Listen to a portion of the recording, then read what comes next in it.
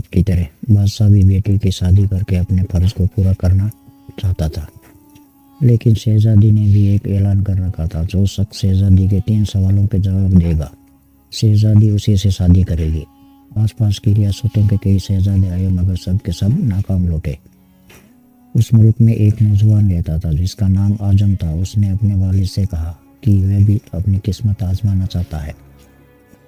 اعظم کے والد ایک عالم تھے، وہ برسوں سے لوگوں میں علم کی روشنی بانٹ رہے تھے۔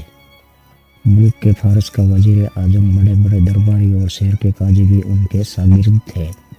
باپ نے بیٹے کی خواہش دیکھی تو بولے، بیٹا اگر تم ناکام لوٹے تو تمہارا کچھ نہیں جائے گا، مگر لوگ کہیں گے کہ ایک عالم کا بیٹا ناکام ہو گیا۔ اعظم اپنے والد سے کہنے لگا، بابا بڑے بڑے شہزادے لوٹ گئے، اگر میں ناکام ہو بھی گیا تو کیا ہوا؟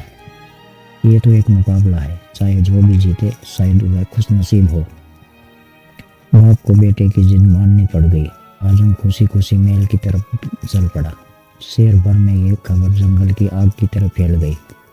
مقررہ وقت پر محل لوگوں سے کھچا کھچ بھرا ہوا تھا۔ بادشاہ تخت پر بیٹھا تھا، ملکہ عالیہ بھی محل میں موجود تھی، وزیر، حمیر، درباری اور عوام سب دربار میں موجود تھے۔ آخر شہزادی نے اپنا پہلا سوال کر ڈالا۔ اس نے شہادت کی انگلی فضا میں بلند کی۔ اعظم کچھ دیر خاموش رہا، پھر شہادت والی انگلی کے برابر والی انگلی فضا میں بلند کی۔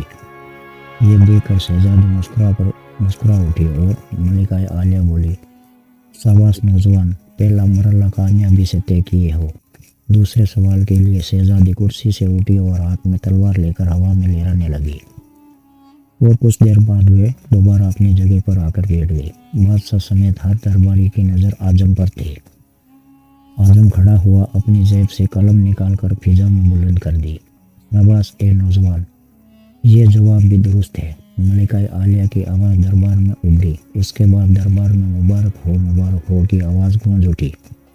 وہ سوال کیا تھے اور ان کے جواب کیا تھے، ہر شخص اس بارے میں سوچ رہا تھا کہ شہزادی نے کیا پوچھا اور اعظم نے کیا جواب دیا۔ لوگوں کے لیے یہ ایک راز تھا۔ آخر شہزادی نے تیسرا سوال کر ڈالا اور وہ بھی تیزی سے سیڑھیوں سے اتری اور تیزی سے دوبارہ چڑھ گئی اور جا کر اپنی جگہ پر بیٹھ گئی۔ یہ سوال بڑا ہی عجیب و غریب تھا۔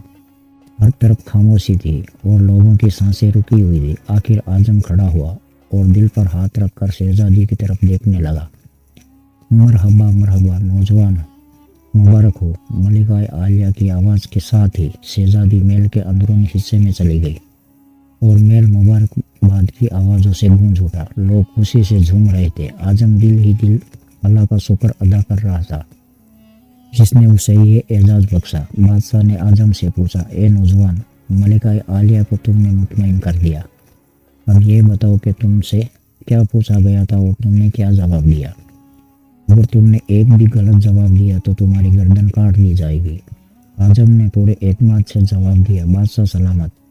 شہزادی نے انگلی کھڑی کر کے پوچھا تھا کہ کیا تم اللہ کو ایک مانتے ہو؟ میں نے دوسری انگلی کھڑی کر کے جواب دیا، اللہ اور اس کے رسول صلی اللہ علیہ وسلم پر ایمان اٹل ہے۔ بہت خوب، بادشاہ نے مسکرا کر کہا۔ اعظم نے کہا، اس کے بعد شہزادی نے تلوار اٹھا کر کہا تھا کہ تلوار سے بھی کچھ بڑا ہتھیار ہے؟ میں نے جواب دیا، ہاں، قلم کا وار تلوار کے وار سے زیادہ بڑا ہوتا ہے۔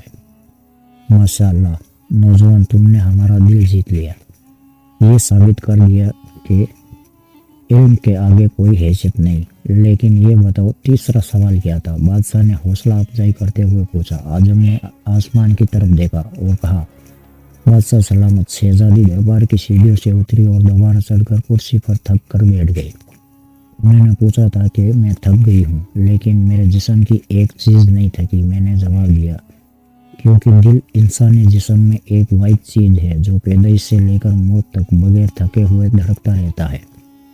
بادشاہ نے اعظم کو پاس بلا کر گلے سے لگا لیا اور بولا، اے لوگوں، گواہ رہنا، میں نے حقدار کا حق ادا کر دیا ہے۔ دوستوں، بے شک اللہ اور اس کے رسول پر ایمان اٹل ہے، اور دوسرا قلم کا وار دنیا کے سبھی ہتھیار سے زیادہ طاقتور ہے، اور تیسرا دل، کیونکہ دل انسانی جسم میں ایک ایسی چیز ہے جو پیدائش سے لے کر موت تک بغیر تھکے ہوئے دھڑکتا رہتا ہے۔